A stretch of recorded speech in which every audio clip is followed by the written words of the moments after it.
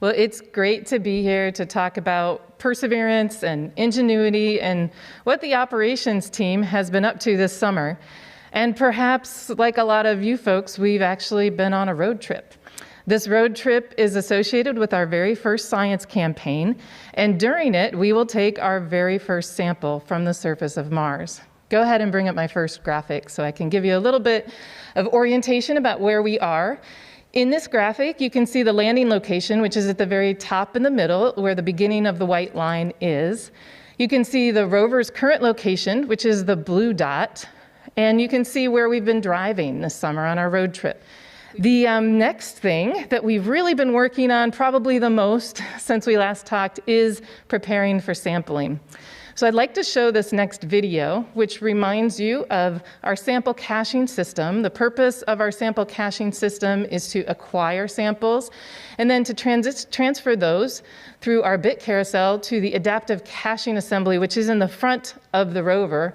The front of the rover then has another sample handling arm, which manages those tubes and the samples inside of them to do imaging and measure the volume, and then we will seal those and store those for planned future return to Earth.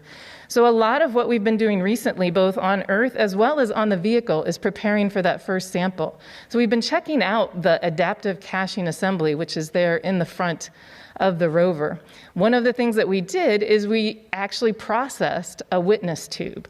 So we have 43 sample tubes on the rover. They're inside of the front of the rover here in this adaptive caching assembly.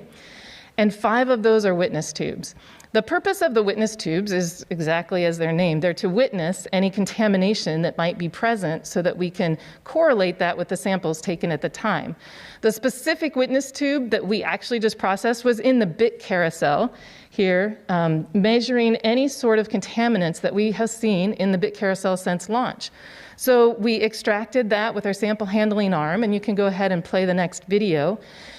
We processed it by imaging it. So this is actually taken with a cache cam. It's a camera inside the adaptive caching assembly. It's imaging the inside of that witness tube. So inside there you see a witness tube assembly, which is what collects the contaminants. And then after we image it, we actually seal it and activate the seal. And that's what you see at the end of this video. So the great news is that all worked perfectly. And so we are ready to sample. I am very excited about getting our first sample on Mars. I think the team has done a tremendous work. I joked about it being a road trip and summer vacation. They've been working very, very hard. It hasn't really been a vacation for them. We're still working 7 days a week, but they've done the job. We're ready to go, and we expect to get that first sample within the first few weeks of